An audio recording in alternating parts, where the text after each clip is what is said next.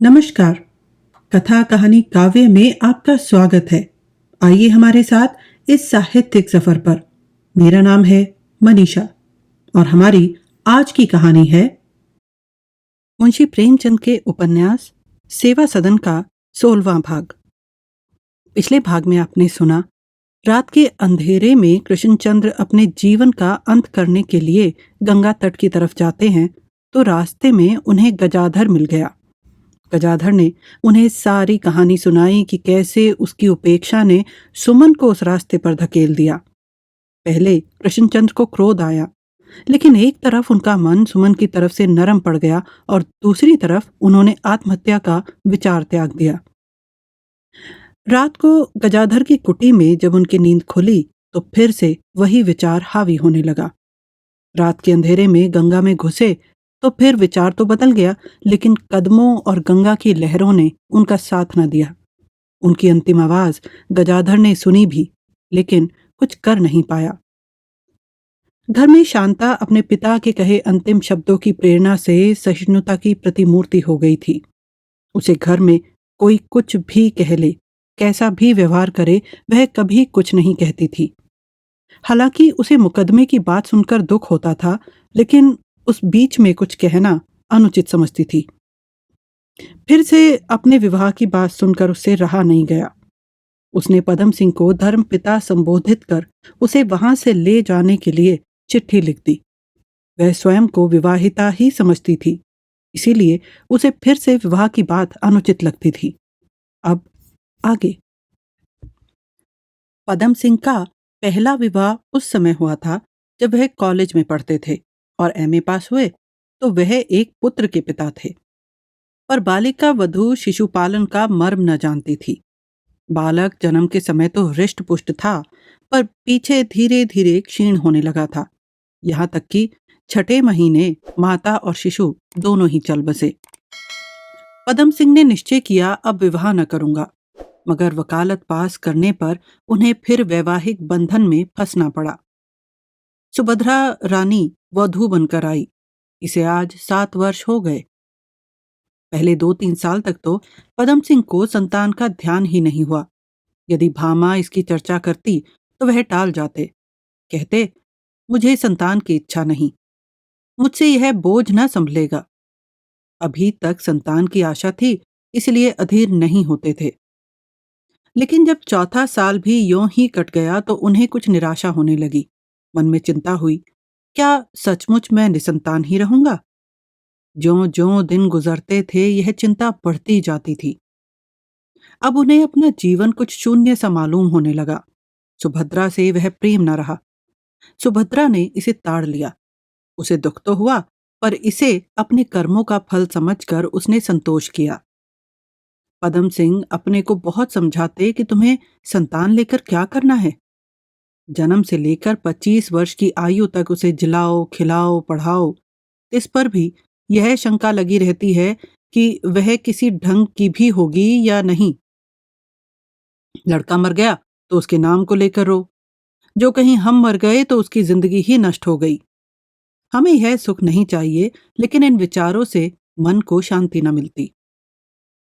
वह सुभद्रा से अपने भावों को छिपाने की चेष्टा करते थे और उसे निर्दोष समझकर उसके साथ पूर्ववत प्रेम करना चाहते थे। पर जब हृदय पर नैराश्य का अंधकार छाया हो तो मुख पर प्रकाश कहाँ से आए? साधारण बुद्धि का आदमी भी कह सकता था कि स्त्री पुरुष के बीच में कुछ न कुछ अंतर है। कुशल यही थी कि सुभद्रा की ओर से पति प्रेम और सेवा में कुछ कमी न थी, वरन दिनों दिन उसमें और कोमलता आती जाती थी। वह अपने प्रेमानुराग से संतान लालसा को दबाना चाहती थी, पर इस दुष्तर कार्य में वह उस वैद्य से अधिक सफल न होती थी जो रोगी को गीतों से अच्छा करना चाहता हो। गृहस्थी की छोटी छोटी बातों पर जो अनुचित होने पर भी पति को ग्राह्य हो जाया करती हैं, उसे सदैव दबना पड़ता था। और जब से सदन यहाँ रहने लगा था, कितनी ही बार उसके पीछे तिरस्कृत होना पड़ा। स्त्री अपने पति के बरछों का घाव सह सकती है, पर किसी दूसरे के पीछे उसकी तीव्र दृष्टि भी उसे असह्य हो जाती है। सदन सुभद्रा की आंखों में कांटे की तरह गड़ता था। अंत को एक दिन वह उबल पड़ी। गर्मी सख्त थी। मिसिराइन किसी कारण से ना आई थी। सुभद्रा को भोजन बनाना पड़ा। उसने पदम सिंह के लिए फुल्कियां पकाई, लेकिन गर्मी से व्याकुल थी, इसीलिए सदन के लिए मोटी मोटी रोटियां बना दी। पदम सिंह भोजन करने बैठे। सदन की थाली में रोटियां देखी तो मारे क्रोध के अपनी फुल्कियां उसकी थाली में रख दी और उसकी रोटियां अपनी थाली में डाल ली। सुभद्रा ने जलकर कुछ कटु वाक्य कहे। पदम सिंह ने उसका वैसा ही उत्तर दिया। फिर प्रत्युत्तर की नौबत आई, यहां तक कि वह झल्लाकर चौके से उठाए। सुभद्रा ने मनावन नहीं किया। उसने रसोई उठा दी और जाकर लेट गई, पर अभी तक दोनों में से एक का भी क्रोध शांत नहीं हुआ। मिसिराइन ने आज खाना बनाया, पर न पदम सिंह ने खाया न सुभद्रा ने। सदन बारी बारी से दोनों की खुशामद कर रहा था, पर एक तरफ से यह उत्तर पाता, अभी भूख नहीं है, और दूसरी तरफ से जवाब मिलता, खा लूंगी, यह थोड़े ही छूटेगा। यही छूटा जाता तो काहे को किसी की धौंस सहनी पड़ती। आश्चर्य यह था कि सदन से सुभद्रा हंस हंस कर बातें करती थी, और वही इस कलह का मूल कारण था। मृगा खूब जानती है कि टट्टी की आड़ से आने वाला तीर वास्तव में शिकारी की मांस तृष्णा या मृग्या प्रेम है। तीसरा प्रहर हो गया था। पदम सिंह सोकर उठे थे और जम्हाइयां ले रहे थे। उनका हृदय सुभद्रा के प्रति अनुदार, अप्रिय, दग्धकारी भावों से मलिन हो रहा था। सुभद्रा के अतिरिक्त वह प्राणी मात्र से सहानुभूति करने को तैयार बैठे थे। इसी समय डाकिये ने एक बैरंग चिट्ठी लाकर उन्हें दी। उन्होंने डाकिये की ओर अप्रसन्नता की दृष्टि से देखा, मानो बैरंग चिट्ठी लाकर उसने कोई अपराध किया है।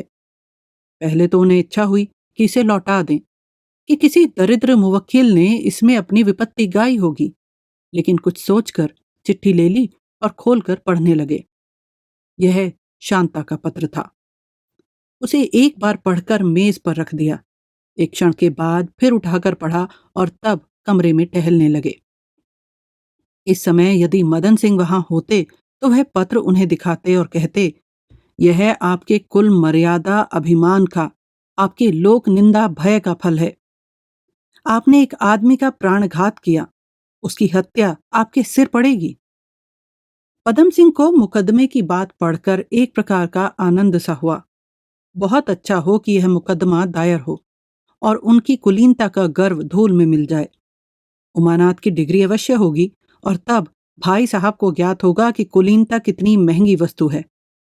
हाय, उस अबला कन्या के हृदय पर क्या बीत रही होगी। पदम सिंह ने फिर उस पत्र को पढ़ा।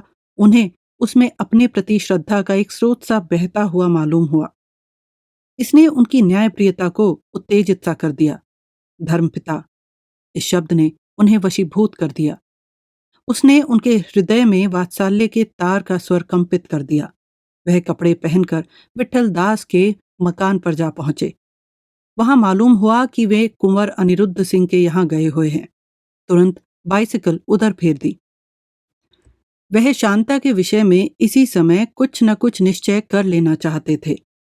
उन्हें भय था कि विलंब होने से यह जोश ठंडा न पड़ जाए। कुंवर साहब के यहाँ ग्वालियर से एक जल तरंग बजाने वाला आया हुआ था। उसी का गाना सुनने के लिए आज उन्होंने मित्रों को निमंत्रित किया था। पदम सिंह वहां पहुंचे तो विठल दास और प्रोफेसर रमेश दत्त में उच्च स्वर में विवाद हो रहा था, और कुंवर साहब, पंडित प्रभाकर राव तथा सैयद तेग अली बैठे हुए बटेरों की इस लड़ाई का तमाशा देख रहे थे। शर्मा जी को देखते ही कुंवर साहब ने उनका स्वागत किया। बोले, आइए आइए, देखिए यहाँ घोर संग्राम हो रहा है। इन्हें किसी तरह अलग कीजिए, नहीं तो ये लड़ते लड़ते मर जाएंगे। इतने में प्रोफेसर रमेश दत्त बोले, थियोसॉफिस्ट होना कोई गाली नहीं है। मैं थियोसॉफिस्ट हूं और इसे सारा शहर जानता है। हमारे ही समाज के उद्योग का फल है कि आज अमेरिका, जर्मनी, रूस इत्यादि देशों में आपको राम और कृष्ण के भक्त और गीता, उपनिषद और सदग्रंथों के प्रेमी दिखाई देने लगे हैं। हमारे समाज ने हिंदू जाति का गौरव बढ़ा दिया है, उसके महत्व को प्रसारित कर दिया है और उसे उस उच्चासन पर बिठा दिया है जिसे वह अपनी अकर्मण्यता के कारण कई शताब्दियों से छोड़ बैठी थी। यह हमारी परम कृतज्ञता होगी अगर हम उन लोगों का यश न स्वीकार करें जिन्होंने अपने दीपक से हमारे अंधकार को दूर करके हमें वह रत्न दिखा दिए हैं जिन्हें देखने की हमें सामर्थ्य न थी। यह दीपक ब्लावेट्स्की का हो या आलकट का या किसी अन्य पुरुष का, हमें इससे कोई प्रयोजन नहीं। जिसने हमारा अंधकार मिटाया हो उसका अनुग्रहित होना हमारा कर्तव्य है। अगर आप इसे गुलामी कहते हैं तो यह आपका न्याय है। विठलदास ने इस कथन को ऐसे उपेक्षा के भाव से सुना मानो वह कोई निरर्थक बकवास है, और बोले, इसी का नाम गुलामी है। बल्कि गुलाम तो एक प्रकार से स्वतंत्र होता है, उसका अधिकार शरीर पर होता है, आत्मा पर नहीं। आप लोगों ने तो अपनी आत्मा ही को बेच दिया है। आपकी अंग्रेजी शिक्षा ने आपको ऐसा पद दलित किया है कि जब तक यूरोप का कोई विद्वान किसी विषय के गुण दोष प्रकट ना करे तब तक आप उस विषय की ओर से उदासीन रहते हैं। आप उपनिषदों का आदर इसलिए नहीं करते कि वह स्वयं आदरणीय हैं, बल्कि इसलिए करते हैं कि ब्लावेट्स्की और मैक्स मुलर ने उसका आदर किया है। आपने अपनी बुद्धि का काम लेने की शक्ति का लोप हो गया है। अभी तक आप तांत्रिक विद्या की बात भी न पूछते थे। अब जो यूरोपीय विद्वानों ने उसका रहस्य खोलना शुरू किया तो आपको तंत्रों में गुण दिखाई देते हैं। यह मानसिक गुलामी उस भौतिक गुलामी से कहीं गई गुजरी है। आप उपनिषदों को अंग्रेजी में पढ़ते हैं, गीता को जर्मन में, अर्जुन को अर्जुना, कृष्ण को कृष्णा कहकर अपने स्वभाषा ज्ञान का परिचय देते हैं। आपने इसी मानसिक दासत्व के कारण उस क्षेत्र में अपनी पराजय स्वीकार कर ली। यहाँ हम अपने पूर्वजों की प्रतिभा और प्रचंडता से चिरकाल तक अपनी विजय पताका फहरा सकते थे। रमेश दत्त इसका कुछ उत्तर देना ही चाहते थे कि कुंवर साहब बोल उठे, मित्रों, अब मुझसे बिना बोले नहीं रहा जाता। लाला साहब, आप अपने इस गुलामी शब्द को वापस कीजिए। विठलदास, क्यों वापस लूं? आपको इसके प्रयोग करने का अधिकार नहीं है। मैं आपका आशय नहीं समझा। मेरा आशय यह है कि हमें कोई भी दूसरों को गुलाम कहने का अधिकार नहीं रखता। अंधों के नगर में कौन किसको अंधा कहेगा? हम सब के सब राजा हों या रंक, गुलाम हैं। हम अगर अनपढ़ निर्धन गवार हैं तो थोड़े गुलाम हैं। हम अपने राम का नाम लेते हैं, अपनी गाय पालते हैं और अपनी गंगा में नहाते हैं। यदि हम विद्वान, उन्नत, ऐश्वर्यवान हैं तो बहुत गुलाम हैं जो विदेशी भाषा बोलते हैं, कुत्ते पालते हैं और अपने देशवासियों को नीच समझते हैं। सारी जाति इन्हीं दो भागों में विभक्त है। इसीलिए कोई किसी को गुलाम नहीं कह सकता। गुलामी के मानसिक, आत्मिक, शारीरिक आदि विभाग करना भ्रांतिकारक है। गुलामी केवल आत्मिक होती है और दशाएं इसी के अंतर्गत हैं। मोटर, बंगले, पोलो और पियानो यह एक बेड़ी के तुल्य हैं। जिसने इन बेड़ियों को नहीं पहना उसी को सच्ची स्वाधीनता का आनंद प्राप्त हो सकता है। और आप जानते हैं वे लोग कौन हैं? वे हमारे दीन कृषक हैं जो अपने पसीने की कमाई खाते हैं, अपने जातीय भेष, भाषा और भाव का आदर करते हैं और किसी के सामने सिर नहीं झुकाते। प्रभाकर राव ने मुस्कुराकर कहा, आपको कृषक बन जाना चाहिए। कुंवर साहब, तो अपने पूर्व जन्म के कुकर्मों को कैसे भोगूंगा? बड़े दिन में मेवे की डालियां कैसे लगाऊंगा? सलामी के लिए खानसामा की खुशामद कैसे करूंगा? उपाधि के लिए नैनीताल के चक्कर कैसे लगाऊंगा? डिनर पार्टी देकर लेडियों के कुत्तों को कैसे गोद में उठाऊंगा? देवताओं को प्रसन्न और संतुष्ट करने के लिए देशहित के कार्यों में असम्मति कैसे दूंगा? यह सब मानव अधः पतन की अंतिम अवस्थाएं हैं। उन्हें भोग किए बिना मेरी मुक्ति नहीं हो सकती। पदम सिंह से, कहिए शर्मा जी, आपका प्रस्ताव बोर्ड में कब आएगा? आप आजकल कुछ उत्साहहीन से दिख पड़ते हैं। क्या इस प्रस्ताव की भी वही गति होगी जो हमारे अन्य सार्वजनिक कार्यों की हुआ करती है? इधर कुछ दिनों से वास्तव में पदम सिंह का उत्साह कुछ क्षीण हो गया था। ज्यों-ज्यों उसके पास होने की आशा बढ़ती थी, उनका अविश्वास भी बढ़ता जाता था। विद्यार्थी की परीक्षा जब तक नहीं होती वह उसी की तैयारी में लगा रहता है, लेकिन परीक्षा में उत्तीर्ण हो जाने के बाद भावी जीवन संग्राम की चिंता उसे हतोत्साह कर दिया करती है। उसे अनुभव होता है कि जिन साधनों से अब तक मैंने सफलता प्राप्त की है, वह इस नए, विस्तृत अगम्य क्षेत्र में अनुपयुक्त हैं। वही दशा इस समय शर्मा जी की थी। अपना प्रस्ताव उन्हें कुछ व्यर्थ सा मालूम होता था। व्यर्थ ही नहीं, कभी-कभी उन्हें उससे लाभ के बदले हानि होने का भय होता था। लेकिन वह अपने संदेहात्मक विचारों को प्रकट करने का साहस न कर सकते थे। कुंवर साहब की ओर विश्वासपूर्ण दृष्टि से देखकर बोले, जी नहीं, ऐसा तो नहीं है। हाँ, आजकल फुर्सत ना रहने से वह काम जरा धीमा पड़ गया है। कुंवर साहब, उसके पास होने में तो अब कोई बाधा नहीं है। पदम सिंह ने तेग अली की तरफ देखकर कहा, मुसलमान मेंबरों का ही भरोसा है। तेग अली ने मार्मिक भाव से कहा, उन पर एतमाद करना रेत पर दीवार बनाना है। आपको मालूम नहीं वहां क्या चालें चली जा रही हैं। अजब नहीं है कि वह ऐन वक्त पर धोखा दें। पदम सिंह, मुझे तो ऐसी आशा नहीं है। तेग अली, यह आपकी शराफत है। वहां इस वक्त उर्दू हिंदी का झगड़ा, गोकशी का मसला, जुदागाना इंतखाब, सूद का मुआवजा, कानून, इन सबों से मजहबी तास्सुब के भड़काने में मदद ली जा रही है। प्रभाकर राव, सेठ बलभद्र दास ना आएंगे क्या? किसी तरह उन्हीं को समझाना चाहिए। कुंवर साहब, मैंने निमंत्रण ही नहीं दिया, क्योंकि मैं जानता था वह कदापि ना आएंगे। वह मतभेद को वैमनस्य समझते हैं। हमारे प्राय सभी नेताओं का यही हाल है। यही एक विषय है जिसमें उनकी सजीवता प्रकट होती है। आपको उनसे जरा भी मतभेद हुआ और वह आपके जानी दुश्मन हो गए। आपसे बोलना तो दूर रहा, आपकी सूरत तक न देखेंगे, बल्कि अवसर पाएंगे तो अधिकारियों से आपकी शिकायत करेंगे। अपने मित्रों की मंडली में आपके आचार विचार रीति व्यवहार की आलोचना करेंगे। आप ब्राह्मण हैं तो आपको भिक्षुक कहेंगे, क्षत्रिय हैं तो आपको उज्जड गंवार कहेंगे, वैश्य हैं तो आपको बनिए डंडी तौल की पदवी मिलेगी, और शूद्र हैं तब तो आप बने बनाए चांडाल हैं ही। आप अगर गाने में प्रेम रखते हैं तो आप दुराचारी हैं। आप सत्संगी हैं तो आपको तुरंत बछिया के ताऊ की उपाधि मिल जाएगी। यहाँ तक कि आपकी माता और स्त्री पर भी निंदास्पद आक्षेप किए जाएंगे। हमारे यहाँ मतभेद महापाप है और उसका कोई प्रायश्चित नहीं। आह, वह देखिए, डॉक्टर श्यामाचरण की मोटर आ गई। डॉक्टर श्यामाचरण मोटर से उतरे और उपस्थित सज्जनों की ओर देखते हुए बोले, I am sorry I am late. Kunwar साहब ने उनका स्वागत किया और उन्हें भी हाथ मिलाया और डॉक्टर साहब एक कुर्सी पर बैठकर बोले, When's the performance going to begin? कुंवर साहब, डॉक्टर साहब, आप भूलते हैं यह काले आदमियों का समाज है।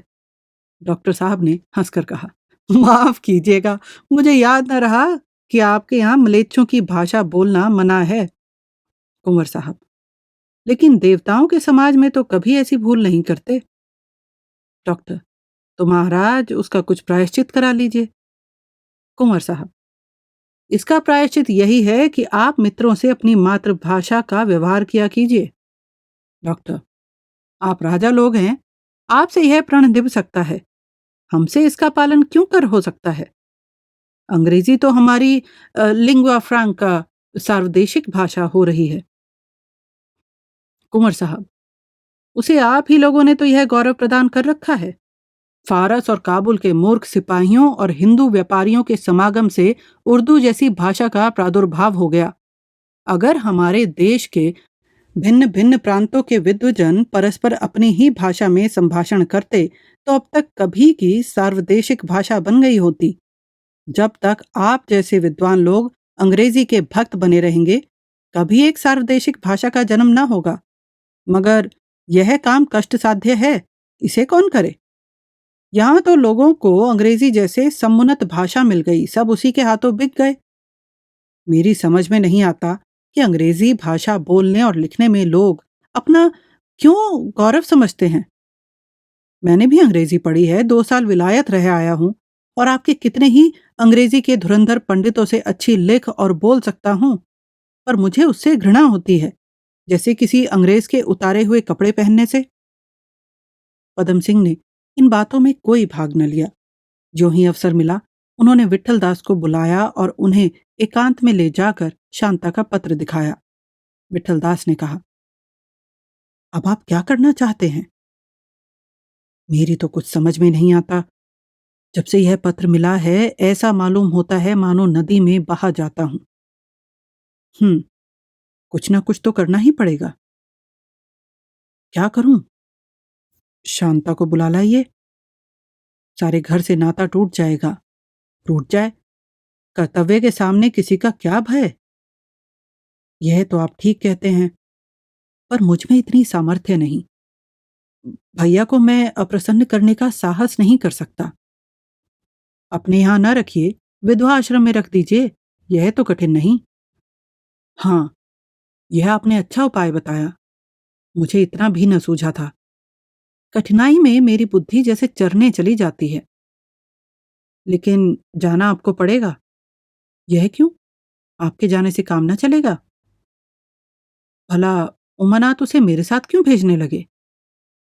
इसमें उन्हें क्या आपत्ति हो सकती है? आप तो कभी-कभी बच्चों की सी बातें करते हैं। शांता उनकी बेटी ना सही, पर इस समय वह उसके पिता हैं। वह उसे एक अपरिचित आदमी के साथ क्यों आने देंगे? भाई साहब, आप नाराज ना हो। मैं वास्तव में कुछ बौखला सा गया हूं, लेकिन मेरे चलने में तो बड़ा उपद्रव खड़ा हो जाएगा। भैया सुनेंगे तो वह मुझे मार ही डालेंगे। जनवासे में उन्होंने जो धक्का लगाया था, वह अभी तक मुझे याद है। अच्छा, आप न चलिए, मैं ही चला जाऊंगा। लेकिन उमानाथ के नाम एक पत्र देने में तो आपको कोई बाधा नहीं। आप कहेंगे कि यह निरा मिट्टी का लौंदा है, पर इतना भी साहस नहीं है मुझ में। ऐसी युक्ति बताइए कि कोई अवसर पड़े तो मैं साफ निकल जाऊं। भाई साहब को मुझ पर दोषारोपण का मौका न मिले।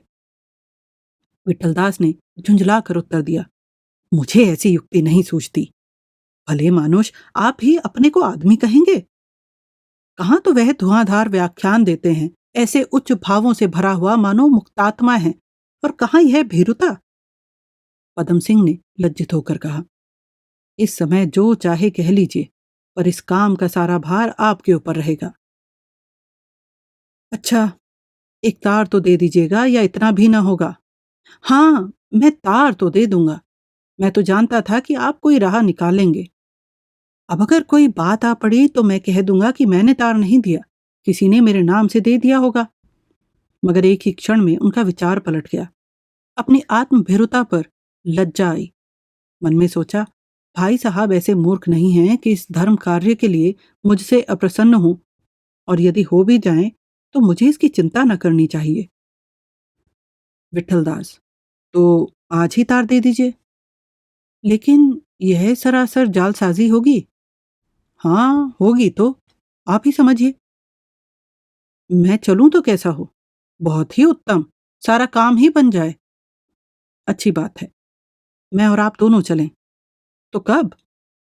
बस आज तार देता हूं कि हम लोग शांता को विदा कराने आ रहे हैं। परसों संध्या की गाड़ी से चले चलें। निश्चय हो गया? हाँ, निश्चय हो गया। आप मेरा कान पकड़ कर ले जाइएगा। विठल दास ने अपने सरल हृदय मित्र की ओर प्रशंसा की दृष्टि से देखा, और दोनों आदमी जल तरंग सुनने जा बैठे, जिसकी मनोहर ध्वनि आकाश में गूंज रही थी। जब हम स्वास्थ्य लाभ करने के लिए किसी पहाड़ पर जाते हैं तो इस बात का विशेष यत्न करते हैं कि हमसे कोई कुपथ्य न हो। नियमित रूप से व्यायाम करते हैं। आरोग्य का उद्देश्य सदैव हमारे सामने रहता है। सुमन विधवा आश्रम में आत्मिक स्वास्थ्य लाभ करने गई थी, और अभीष्ट को एक क्षण को भी न भूलती थी। वह अपनी अन्य बहनों की सेवा में तत्पर रहती और धार्मिक पुस्तकें पढ़ती। देवोपासना स्नान आदि में उसके व्यथित हृदय को शांति मिलती थी। विठल दास ने अमोला के समाचार उससे छिपा रखे थे, लेकिन जब शांता को आश्रम में रखने का विचार निश्चित हो गया, तब उन्होंने सुमन को इसके लिए तैयार करना उचित समझा। उन्होंने कुंवर साहब के यहाँ से आकर उसे सारा समाचार कह सुनाया। आश्रम में सन्नाटा छाया हुआ था। रात बहुत जा चुकी थी, पर सुमन को किसी भांति नींद न आती थी। उसे आज अपने अविचार का यथार्थ स्वरूप दिखलाई दे रहा था। जिस प्रकार कोई रोगी क्लोरोफार्म लेने के पश्चात होश में आकर अपने चीरे फोड़े के गहरे घाव को देखता है और पीड़ा तथा भय से फिर मूर्छित हो जाता है, वही दशा इस समय सुमन की थी। पिता, माता और बहन तीनों उसे अपने सामने बैठे हुए मालूम होते थे। माता लज्जा तथा दुख से सिर झुकाए उदास हो रही थी। पिता खड़े उसकी ओर क्रोधोन्मत्त रक्तपूर्ण नेत्रों से ताक रहे थे और शांता शोक, नैराश्य और तिरस्कार की मूर्ति बनी हुई कभी धरती की ओर ताकती थी, कभी आकाश की ओर। सुमन का चित्त व्यग्र हो उठा। वह चारपाई से उठी और बलपूर्वक अपना सिर पक्की जमीन पर पटकने लगी। वह अपनी ही दृष्टि में एक पिशाचिनी मालूम होती थी। सिर में चोट लगने से उसे चक्कर आ गया। एक क्षण के बाद उसे चेत हुआ। माथे से रुधिर बह रहा था। उसने धीरे से कमरा खोला। आंगन में अंधेरा छाया हुआ था। वह लपकी हुई फाटक पर आई, पर वह बंद था। उसने ताले को कई बार हिलाया, पर वह न खुला। बूढ़ा चौकीदार फाटक से जरा हटकर सो रहा था। सुमन धीरे धीरे उसके पास आई और उसके सिर के नीचे कुंजी टटोलने लगी। चौकीदार हकबका कर उठ बैठा और चोर चोर चिल्लाने लगा। सुमन वहां से भागी और अपने कमरे में आकर किवाड़ बंद कर लिए। किंतु सवेरे के पवन के सदृश चित्त की प्रचंड व्यग्रता भी शीघ्र ही शांत हो जाती है। सुमन खूब बिलख कर रोई। हाय, मुझ जैसी डायन संसार में न होगी। मैंने विलास तृष्णा की धुन में अपने कुल का सर्वनाश कर दिया। मैं अपने पिता की घातिका हूं। मैंने शांता के गले पर छुरी चलाई है। मैं उसे यह कालिमापूर्ण मुंह कैसे दिखाऊंगी? उसके सम्मुख कैसे ताकूंगी? पिताजी ने जिस समय यह बात सुनी होगी, उन्हें कितना दुख हुआ होगा। यह सोचकर वह फिर रोने लगी। वह वेदना उसे अपने और कष्टों से अधिक असह्य मालूम होती थी। अगर यह बात उसके पिताजी से कहने के बदले मदन सिंह उसे कोहलों में पेर देते या हाथी के पैरों के तले कुचलवा देते, आग में झोंक देते, कुत्तों से नुचवा देते, तो वह जरा भी चूं न करती।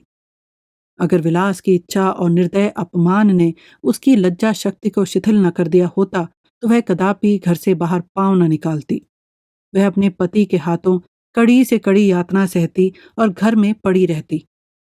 घर से निकलते समय उसे यह ख्याल भी न था कि मुझे कभी दाल मंडी में बैठना पड़ेगा। वह बिना कुछ सोचे समझे घर से निकल खड़ी हुई। उस शोक और नैराश्य की अवस्था में वह भूल गई कि मेरे पिता हैं, बहन है। बहुत दिनों के वियोग ने उनका स्मरण ही न रखा। वह अपने को संसार में अकेली असहाय समझती थी। वह समझती थी मैं किसी दूसरे देश में हूं और मैं जो कुछ करूंगी वह सब गुप्त ही रहेगा। पर अब ऐसा संयोग आ पड़ा कि वह फिर अपने को आत्मीय सूत्र में बंधी हुई पाती थी। जिन्हें वह भूल चुकी थी, वह फिर उसके सामने आ गए और आत्माओं का स्पर्श होते ही लज्जा का प्रकाश आलोकित होने लगा। सुमन ने शेष रात मानसिक विकलता की दशा में काटी। 4 बजने पर वह गंगा स्नान को चली। वह बहुधा अकेले ही जाया करती थी, इसीलिए चौकीदार ने कुछ पूछताछ न की। सुमन गंगा तट पर पहुंचकर इधर उधर देखने लगी कि कोई है तो नहीं। वह आज गंगा में नहाने नहीं, डूबने आई थी। उसे कोई शंका, भय या घबराहट नहीं थी। कल किसी समय शांता आश्रम में आ जाएगी। उसे मुंह दिखाने की अपेक्षा गंगा की गोद में मगन हो जाना कितना सहज था। अकस्मात उसने देखा कि कोई आदमी उसकी तरफ चला आ रहा है। अभी कुछ कुछ अंधेरा था, पर सुमन को इतना मालूम हो गया कि कोई साधु है। सुमन की उंगली में एक अंगूठी थी। उसने उसे साधु को दान करने का निश्चय किया, लेकिन वह ज्यों ही समीप आया, सुमन ने भय, घृणा और लज्जा से अपना मुंह छिपा लिया। यह गजाधर थे। सुमन खड़ी थी और गजाधर उसके पैरों पर गिर पड़े और रुद्ध कंठ से बोले, मेरे अपराध क्षमा करो। सुमन पीछे हट गई। उसकी आंखों के सामने अपने अपमान का दृश्य खिंच गया। घाव हरा हो गया। उसके जी में आया कि इसे फटकारूं, कहूं कि तुमने मेरे पिता के घातक, मेरे जीवन का नाश करने वाले हो। पर कुछ गजाधर की अनुकंपापूर्ण उदारता, कुछ उसका साधु वेश और कुछ विराग भाव ने, जो प्राणाघात का संकल्प कर लेने के बाद उदित हो जाता है, उसे द्रवित कर दिया।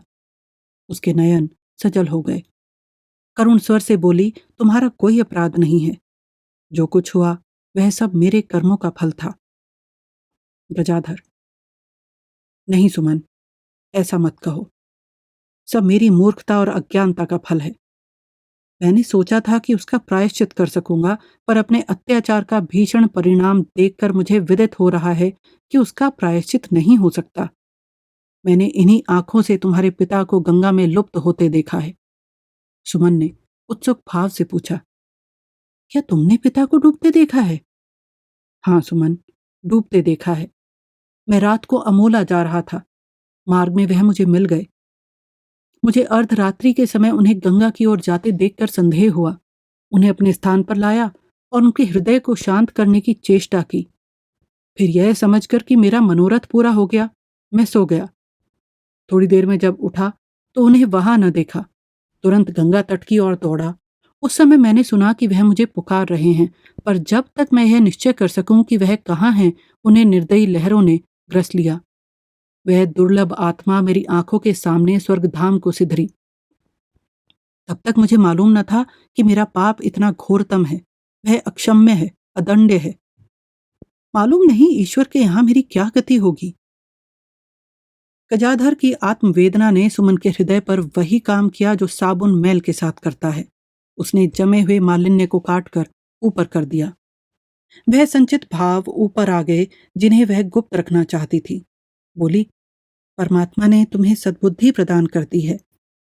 तुम अपनी सुकीर्ति से चाहे कुछ भी कर लो, पर मेरी क्या गति होगी? मैं तो दोनों लोगों से गई। हाय, मेरी विलास तृष्णा ने मुझे कहीं का न रखा। अब क्या छिपाऊं? तुम्हारी दारिद्र्य और इससे अधिक तुम्हारे प्रेम विहीन व्यवहार ने मुझ में असंतोष का अंकुर जमा दिया और चारों ओर पाप जीवन की मान मर्यादा सुख विलास देखकर इस अंकुर ने बढ़ते भटकटय के सदृश सारे हृदय को छा लिया। उस समय एक फफोले को फोड़ने के लिए जरा सी ठेस भी बहुत थी।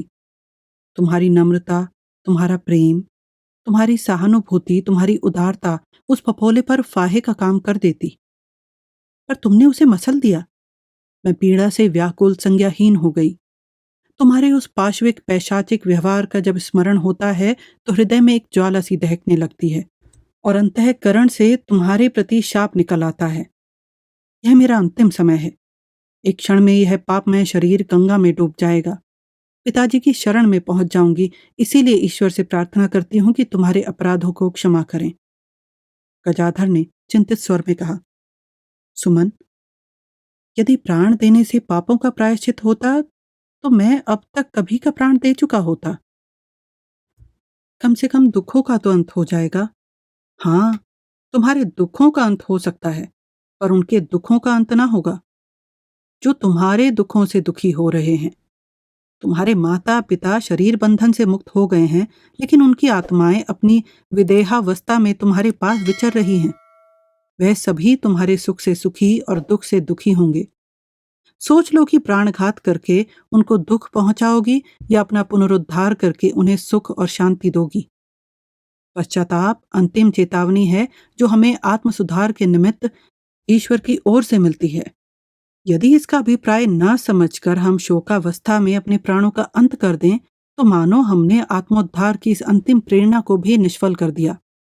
यह भी सोचो कि तुम्हारे न रहने से उस अबला शांता की क्या गति होगी जिसने अभी संसार के ऊंच नीच का कुछ अनुभव नहीं किया। तुम्हारे सिवाय उसका संसार में कौन है? उमानाथ का हाल तुम जानती ही हो। वह उसका निर्वाह नहीं कर सकते। उनमें दया है पर लोभ उससे अधिक है। कभी न कभी वह उससे अवश्य ही अपना गला छुड़ा लेंगे। उस समय वह किसकी होकर रहेगी? सुमन को गजाधर के इस कथन में सच्ची संवेदना की झलक दिखाई दी। उसने उनकी ओर विनम्रता पूर्वक दृष्टि से देखकर कहा, शांता से मिलने की अपेक्षा मुझे प्राण देना सहज प्रतीत होता है। कई दिन हुए उसने पदम सिंह के पास एक पत्र भेजा था। उमानाथ उसका कहीं और विवाह करना चाहते हैं। वह इसे स्वीकार नहीं करती। गजाधर, वह देवी है। शर्मा जी बेचारे और क्या करते? उन्होंने निश्चय किया है कि उसे बुलाकर आश्रम में रखें। अगर उनके भाई मान जाएंगे तब तो अच्छा ही है, नहीं तो उस दुखिया को न जाने कितने दिनों तक आश्रम में रहना पड़ेगा। वह कल यहाँ आ जाएगी। उसके सम्मुख जाने का भय, उससे आंखें मिलाने की लज्जा मुझे मारे डालती है।